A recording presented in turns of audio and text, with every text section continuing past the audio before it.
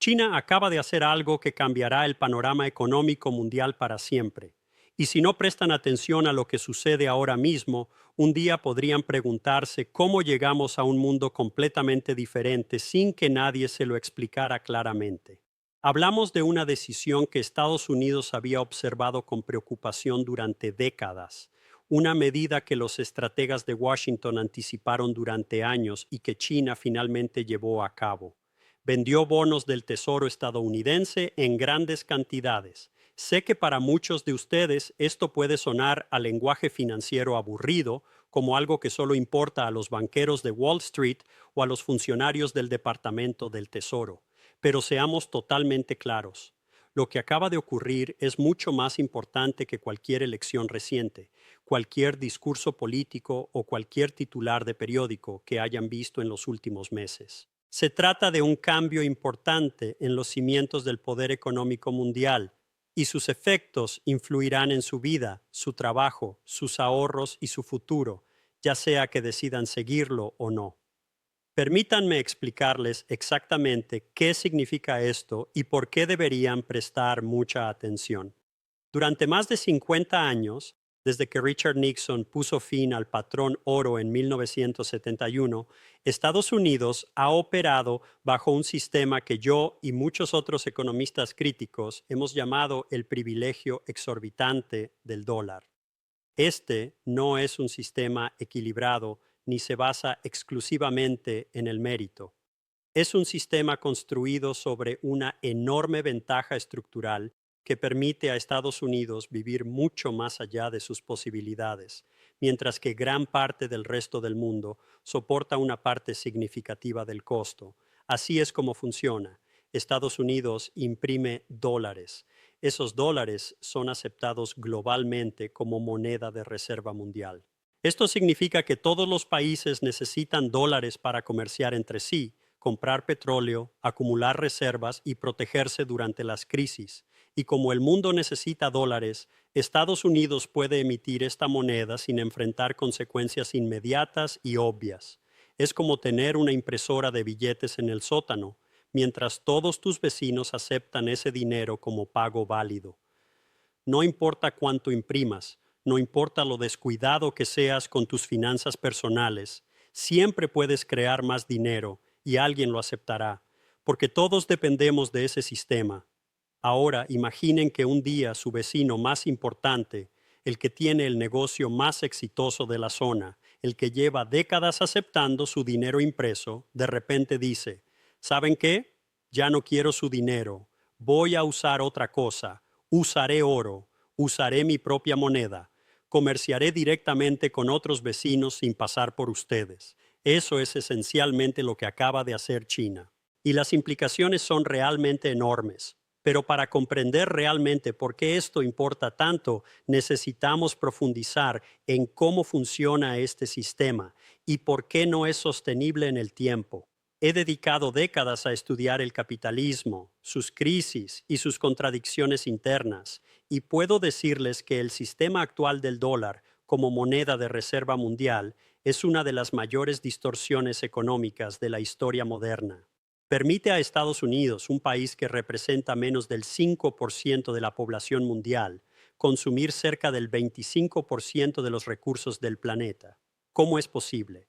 Porque Estados Unidos puede financiar déficits comerciales masivos año tras año, década tras década, simplemente emitiendo más dólares o vendiendo más deuda denominada en dólares que la que compran otros países. Piénselo de esta manera. Si usted y yo gastáramos más de lo que ganamos cada mes, con el tiempo nuestras tarjetas de crédito se agotarían, los bancos dejarían de prestarnos y enfrentaríamos serios problemas financieros. Pero Estados Unidos ha gastado más de lo que produce durante más de 40 años consecutivos, acumulando enormes déficits comerciales. Y en lugar de afrontar las consecuencias inmediatas, el resto del mundo ha seguido financiando ese estilo de vida comprando bonos del Tesoro estadounidense. China ha sido históricamente el mayor comprador extranjero de estos bonos. En su apogeo, China poseía más de 1,3 billones de dólares en bonos del Tesoro estadounidense. Eso equivale a 1,3 billones de dólares. Para ponerlo en perspectiva, eso es más que el PIB total de países como México o Indonesia. En la práctica, China le prestaba a Estados Unidos cantidades de dinero extremadamente grandes. Y Estados Unidos usaba ese dinero prestado para financiar su extenso sistema de defensa, operaciones militares en lugares como Irak y Afganistán, recortes de impuestos para los grupos más ricos y apoyo a las grandes corporaciones. Entonces, la pregunta obvia es, ¿por qué haría esto China? ¿Por qué financiaría su principal competidor geopolítico? Y aquí es donde muchos análisis tradicionales fallan. Dirán que fue una relación mutuamente beneficiosa que ambas partes ganaron.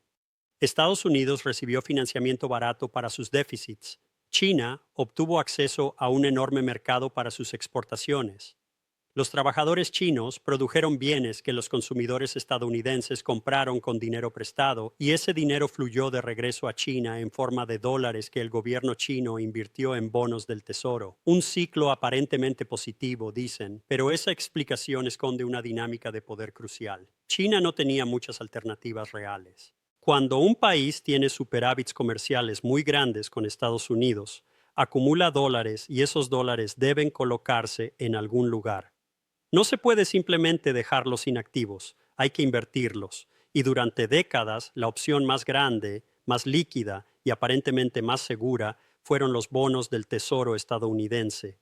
Era el único mercado lo suficientemente profundo como para absorber los flujos masivos de dólares que China generaba. Sin embargo, existía una grave debilidad en este sistema que China llegó a comprender con mayor claridad con el tiempo. Al mantener gran parte de sus reservas en bonos del Tesoro estadounidense, China se estaba exponiendo enormemente al poder financiero estadounidense. Si Washington decidiera congelar esos activos, China podría perder el acceso a más de $1 billón de su riqueza nacional.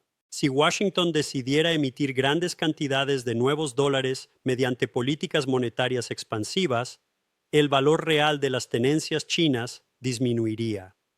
Si Washington optara por utilizar el sistema financiero como herramienta de presión geopolítica, algo que ha hecho repetidamente con países como Irán, Venezuela, Rusia y Afganistán, China sería vulnerable. Y este es el punto clave que quiero que entiendan. China observó con mucha atención lo que Estados Unidos le hizo a Rusia tras el conflicto en Ucrania en 2022. Washington congeló aproximadamente $300,000 millones de las reservas del Banco Central ruso.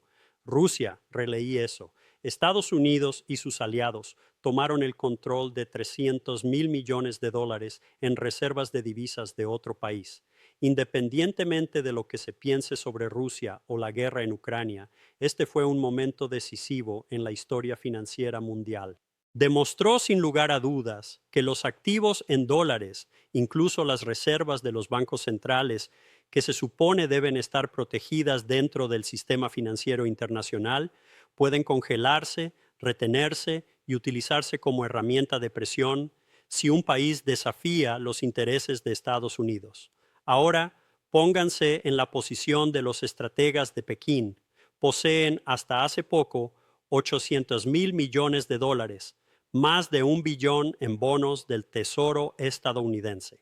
Estados Unidos los considera su principal competidor estratégico. El Pentágono ha identificado claramente a China como su principal desafío. Estados Unidos está construyendo alianzas militares en Asia específicamente para limitar la influencia de China. Impone aranceles a los productos chinos, restringe las exportaciones de tecnología a China y habla constantemente de defender a Taiwán con apoyo militar. Y, al mismo tiempo, poseen $1 billón de su riqueza nacional en activos que este mismo país puede congelar mediante una orden ejecutiva. ¿Qué harían? La respuesta es obvia. Reducirían su exposición, diversificarían y buscarían alternativas. Y eso es exactamente lo que China ha estado haciendo. No de forma apresurada ni caótica, sino de forma metódica, estratégica y calculada. Los datos del Departamento del Tesoro de Estados Unidos muestran esta tendencia con mucha claridad. China ha estado vendiendo bonos del Tesoro estadounidense de forma constante durante años, desde más de 1,3 billones de dólares en su punto máximo. Ahora posee menos de 800.000 millones. Eso es una reducción de más de 500.000 millones de dólares, medio billón de dólares que ya no financia el déficit estadounidense, medio billón de dólares que China ha transferido a otros activos, otras inversiones y otras formas de almacenamiento de valor. Y China no está sola. Japón, históricamente el segundo mayor tenedor de bonos del Tesoro estadounidense, también está reduciendo sus posiciones. Arabia Saudita, el país que firmó el acuerdo del petrodólar con Estados Unidos en la década de 1970, está diversificando sus reservas y está considerando vender petróleo en yuanes. Los bancos centrales de todo el mundo están comprando oro a tasas no vistas en décadas. Rusia ha reducido casi la totalidad de sus tenencias de bonos del Tesoro estadounidense. India está acumulando oro. Brasil está firmando acuerdos comerciales en monedas locales.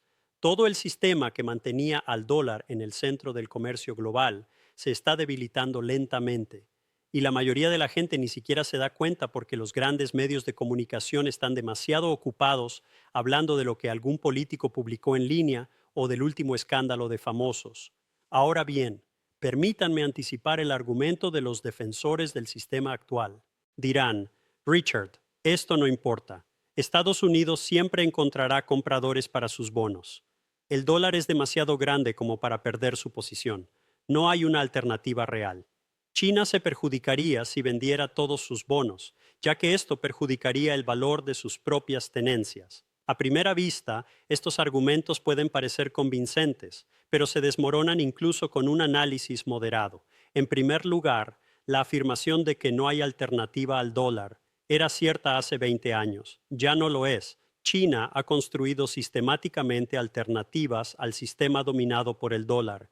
Creó CIPS, el sistema de pagos interbancarios transfronterizos de China, que es esencialmente su propia versión de SWIFT.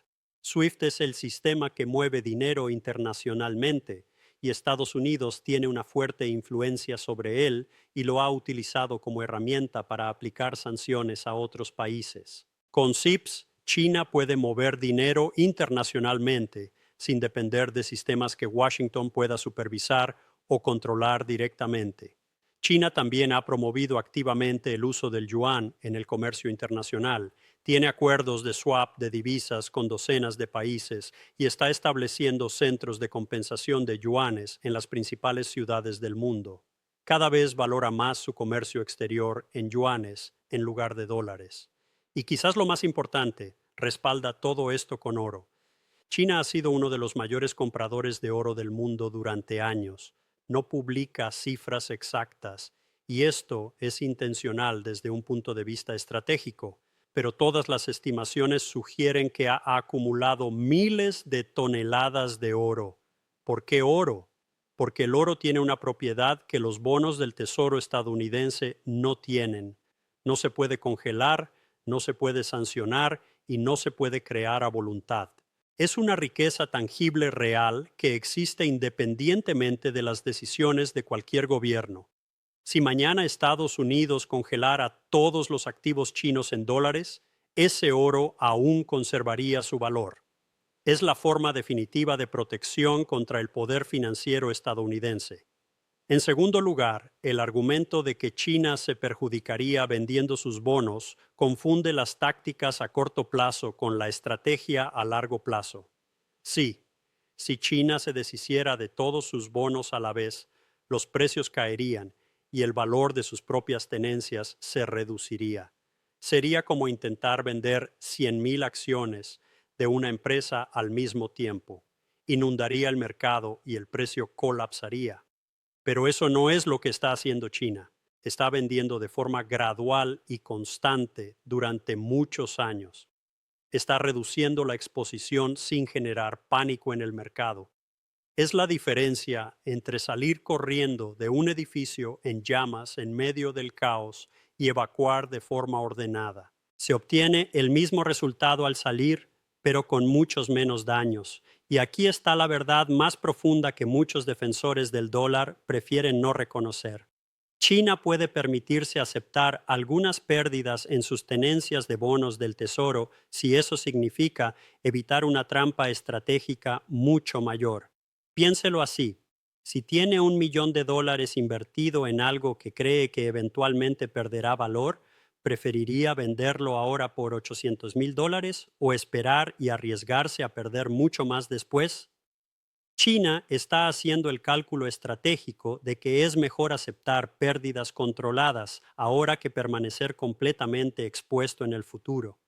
Pero el mayor problema para Estados Unidos no es solo que esté vendiendo bonos. El verdadero problema es que Estados Unidos necesita compradores más que nunca. Observe los déficits presupuestarios estadounidenses de los últimos años. Son enormes, billones de dólares cada año. Los pagos de intereses de la deuda nacional existente por sí solos superan los $600,000 millones anuales, y esa cifra sigue aumentando a medida que suben las tasas de interés. Estados Unidos está atrapado en un ciclo de deuda. Tiene que pedir prestado más cada año solo para pagar los intereses de lo que ya debe, además de financiar el gasto público regular. Y si los compradores extranjeros tradicionales, China, Japón y los países productores de petróleo, reducen sus compras, alguien más tiene que cubrir esa necesidad. Entonces, ¿quién compra los bonos cuando los extranjeros dejan de comprarlos? La Reserva Federal, el Banco Central estadounidense. Y cuando un banco central compra deuda pública, existe un término técnico para esa monetización de la deuda. En términos simples, significa que el gobierno está creando dinero para financiarse. Y esto es exactamente lo que vimos durante la pandemia. Esto ocurrió a una escala nunca antes vista. La Reserva Federal literalmente compró billones de dólares en bonos del Tesoro. Expandió su balance general de menos de 4 billones antes de la pandemia a más de 9 billones en su punto máximo. Eso es más de 5 billones creados de la nada y utilizados para comprar deuda pública. ¿Y cuál fue el resultado? La inflación más alta en 40 años. Los precios de los alimentos subieron un 20, un 30, incluso un 40%. Los precios de la gasolina se dispararon. Los costos de los alquileres se dispararon. Los salarios reales cayeron porque los aumentos salariales no pudieron seguir el ritmo del aumento de los precios. Los trabajadores se vieron muy afectados, mientras que los propietarios de activos, las personas con acciones y bienes raíces, se enriquecieron porque toda esa creación de dinero impulsó los precios de los activos al alza. Esto es lo que llamo el efecto de clase de la política monetaria. Cuando la Reserva Federal crea dinero, no afecta a todos por igual. Beneficia enormemente a las personas que poseen activos financieros. Perjudica a las personas que viven de un salario y cuyos ahorros pierden poder adquisitivo. Entonces, cuando la gente me pregunta por qué importa esto, ¿por qué debería importarles que China esté vendiendo bonos del Tesoro? Aquí está la respuesta. Crea un problema matemático imposible para Estados Unidos, o el gobierno estadounidense recorta drásticamente el gasto, lo cual es políticamente irreal, o la Reserva Federal sigue creando dinero para comprar deuda que nadie más quiere. Eso significa más inflación, lo que significa que tu dinero compra menos, lo que significa que tu nivel de vida cae. No hay una salida fácil a esta contradicción. Es el resultado inevitable de décadas de vivir por encima de nuestras posibilidades, de financiar conflictos en el extranjero con deuda, de recortar impuestos a los ricos mientras se expandía el gasto militar, de rescatar bancos y grandes corporaciones mientras se permitía el deterioro de las infraestructuras. Esta es la consecuencia a largo plazo de que esas decisiones vuelvan a la luz. Y permítanme aclarar algo más. No se trata solo de números en una hoja de cálculo, se trata de poder. El sistema basado en el dólar ha sido la base de la influencia global de Estados Unidos durante más de medio siglo. Ha permitido a Estados Unidos mantener cientos de instalaciones militares en el extranjero. ha permitido a Estados Unidos imponer restricciones financieras a países con los que no está de acuerdo, aislándolos del sistema financiero global. Ha permitido a Estados Unidos financiar un presupuesto de defensa mayor que el de los siguientes 10 países juntos. Todo esto depende de la posición privilegiada del dólar, y si esa posición se debilita, toda la estructura de influencia estadounidense comienza a tambalearse. Ahora bien, permítanme abordar otro argumento que escucho constantemente. Se dice que China tiene sus propios problemas. Su mercado inmobiliario está bajo presión. Su población está envejeciendo. Su crecimiento económico se está desacelerando. Dicen que China no puede realmente desafiar a Estados Unidos. Todo eso es cierto. China sin duda tiene serios problemas estructurales, pero no se trata de que China sea perfecta ni de que China reemplace a Estados Unidos. Se trata de que el mundo ya no quiere apostar todo a la canasta del dólar. Se trata de diversificación. Se trata de tener opciones. Por primera vez en 50 años, los países tienen opciones reales sobre dónde mantener sus reservas, qué moneda usar para el comercio y cómo protegerse de la inestabilidad financiera. Y están utilizando esas opciones. Observe el crecimiento del comercio de ladrillos. Brasil, Rusia, India, China, Sudáfrica. Estos países ahora representan una proporción mayor de la economía global que el G7. Están discutiendo activamente la creación de una moneda comercial compartida. Están creando bancos de desarrollo que compiten con instituciones dominadas por Occidente, como el Banco Mundial y el FMI. Arabia Saudita, el socio más importante de EE-UU. En Oriente Medio, durante décadas, está considerando unirse al comercio de ladrillos. Están considerando vender petróleo en yuanes. Hace 10 años esto habría sido impensable. El sistema del petrodólar, donde el petróleo se vende exclusivamente en dólares, ha sido un pilar fundamental de la fortaleza del dólar. Si los principales productores de petróleo comienzan a aceptar otras monedas, ese pilar se debilita, y no se trata solo de ladrillos. Países de todo el mundo están firmando acuerdos bilaterales de intercambio para comerciar en monedas locales. Argentina y Brasil comercian en sus propias monedas. India y Rusia comercian en rupias y rublos. China y Arabia Saudita están negociando el comercio en yuanes. Cada uno de estos acuerdos es pequeño en sí mismo, pero juntos representan una tendencia importante: el alejamiento gradual del comercio basado en dólares, y los bancos centrales están mostrando sus preferencias con sus acciones. Datos del Fondo Monetario Internacional muestran que la participación del dólar en las reservas globales ha caído de más del 70% hace 2 décadas a alrededor del 58% en la actualidad. Se trata de una caída significativa, y el oro, como se mencionó anteriormente, se está acumulando a niveles récord. Los bancos centrales compraron más de 1,000 toneladas de oro solo el año pasado. Están transfiriendo riqueza de los activos en papel respaldados por Estados Unidos a activos reales que no se pueden congelar ni restringir fácilmente. Por lo tanto, la pregunta que enfrenta Estados Unidos es fundamental. ¿Cómo se mantiene la posición privilegiada del dólar cuando el mundo ya no quiere concederlo con tanta libertad? Y aquí es donde las opciones se vuelven muy limitadas y muy arriesgadas. La primera opción es que Estados Unidos acepte un mundo multipolar donde el dólar siga siendo importante pero ya no sea dominante.